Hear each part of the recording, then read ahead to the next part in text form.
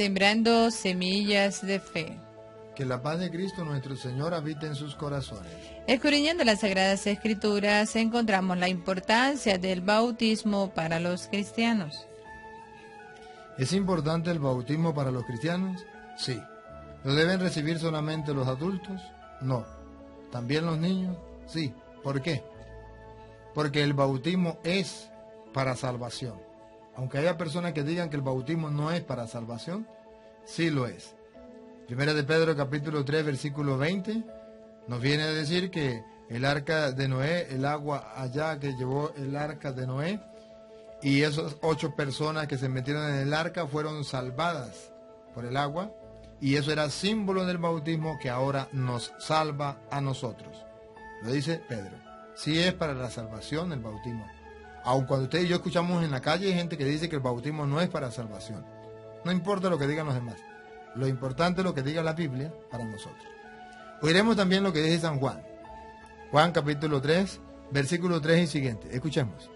Jesús le contestó: en verdad te digo que nadie puede ver el reino de Dios si no nace de nuevo desde arriba. Nadie puede ver el reino de Dios si no nace de nuevo de arriba. Entonces Juan 3:3 nos aclara que hay que nacer de nuevo. Fíjense ustedes, hay que nacer de nuevo.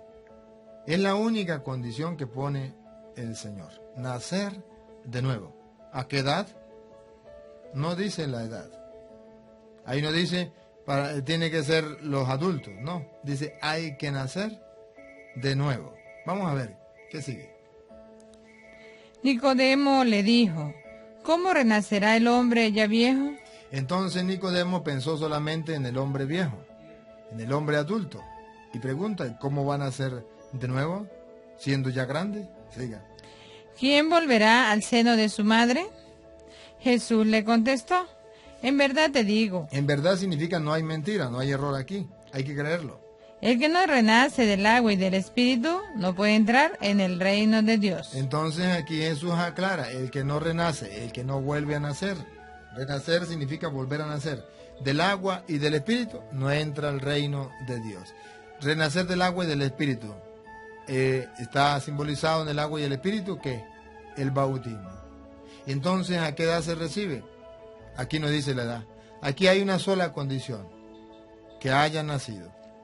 Porque para volver a nacer, lo único que se necesita es haber nacido. En verdad les digo que el que no renace no entra al reino de los cielos. Y no renacer de la carne. No. Mire lo que sigue.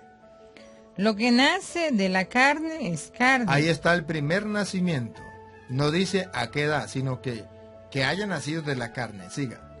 Y lo que nace del Espíritu es Espíritu. Entonces el nacimiento del Espíritu viene después del nacimiento de la carne. La edad no importa. La edad la pone son los falsos profetas. Pero el Señor dice que lo único necesario para entrar al reino de los cielos es nacer del Espíritu después de haber nacido de la carne. Un niño no sabe lo que hace, pero ya nació de la carne, sí. ¿Qué dice la Biblia? Puede nacer de nuevo. Un adulto ya nació de la carne, sí. ¿Qué dice la Biblia? Puede nacer de nuevo. Y ese nacer de la carne, él solamente lo que se necesita para nacer del Espíritu. Hay que renacer. Y explica, porque lo que nace de la carne es carne. Y lo que nace del Espíritu es espíritu. En castellano significa que una persona sin bautismo es pura carne. Una criatura de Dios como un pavo, como un loro, como un gallo. Pero una persona que nazca del Espíritu, según San Pablo, que leíamos en Gálatas 3:29, seremos hijos de Dios por medio del bautismo. ¿Usted quiere que su hijo sea solo criatura de Dios? ¿O sea hijo de Dios, nacido del Espíritu? He aquí lo que dice la Biblia. Usted puede creer otra cosa. Usted puede enseñar otra cosa. Pero para nosotros los cristianos, estamos muy claros. Para nosotros los cristianos, el bautismo es para salvación. Y que no renace el agua del Espíritu no entra al reino de los cielos. ¿Por qué no querer que su hijo entre al reino de los cielos? ¿Qué daño? Dime, ¿qué daño se le hace a un hijo a un niño con bautizársele? ¿Se le hace algún daño? ¿Comete algún pecado?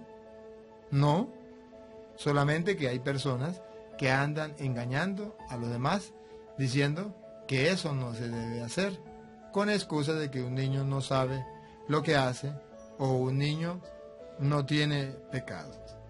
Pero la palabra de Dios es muy clara para el que la quiera escuchar y meditar.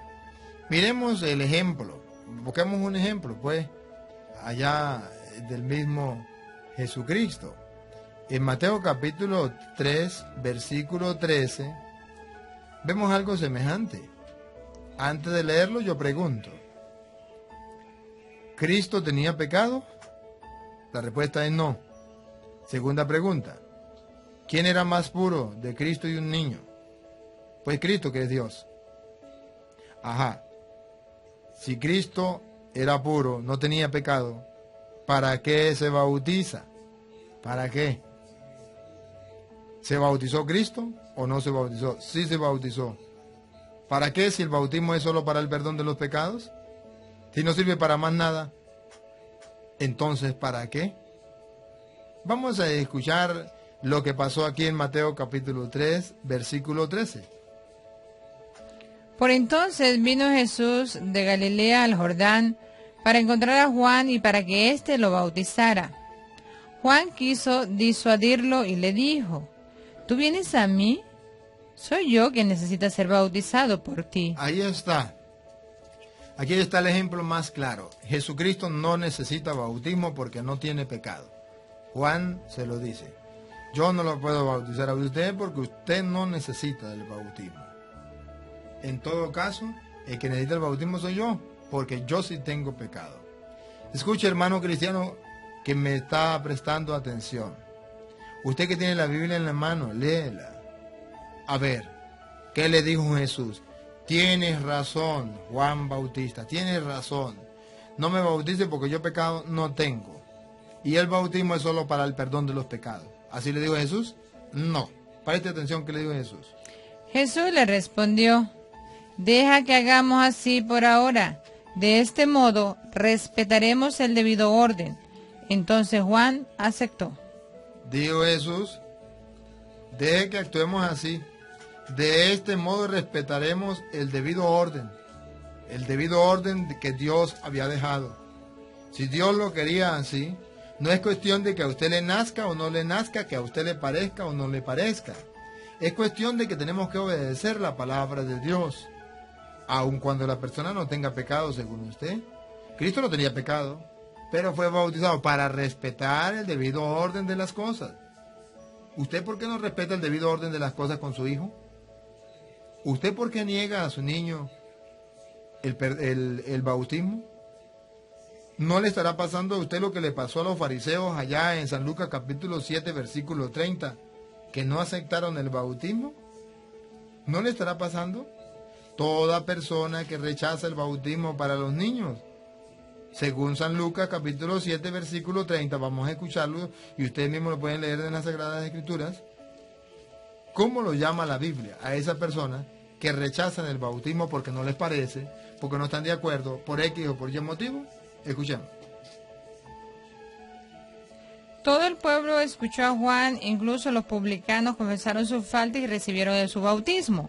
En cambio, los fariseos y los maestros de la ley no pasaron por su bautismo y con esto desoyeron el llamado que Dios les dirigía. ¿Acaban de oír?